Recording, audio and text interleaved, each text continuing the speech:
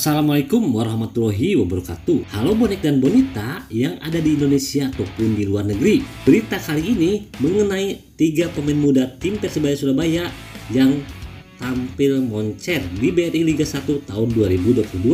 Ada 3 pemain muda tim Persebaya yang berhasil menunjukkan penampilannya di BRI Liga 1 tahun 2022.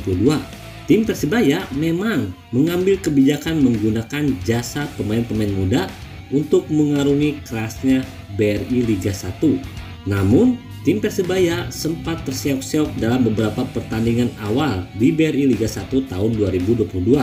Terlebih, tim Persebaya Surabaya juga merombak total sekuatnya di BRI Liga 1. Walaupun tim Persebaya merombak total sekuatnya di musim lalu, setidaknya kini tim Persebaya bisa bernapas lega berkat penampilan bagus 3 pemain mudanya di BRI Liga 1 tahun 2022. Ketiga pemain tersebut adalah Marcelino Ferdinand, Rizky Ridho, dan Koko Ari Araya berhasil membawa tim Persebaya bersaing di gelaran BRI Liga 1 tahun 2022 ini.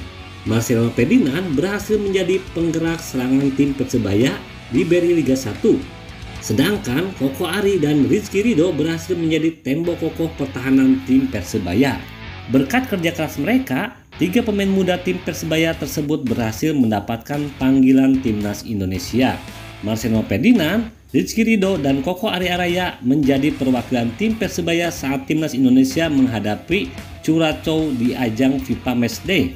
Marcelino Ferdinand dan Rizky Ridho berhasil menjadi bagian dari 2 kali menangnya timnas Indonesia atas Curaçao di ajang FIFA Matchday. Walaupun Koko Ari hanya menjadi cadangan di 2 laga tersebut. Kini peranan dari Marcelino Ferdinand, Rizky Ridho, dan Koko Ari di tim Persebaya makin terasa di gelaran BRI Liga 1. Mudah-mudahan ketiga pemain tersebut membuat tim Persebaya Surabaya terus berprestasi. Salam satu nyali, Wani.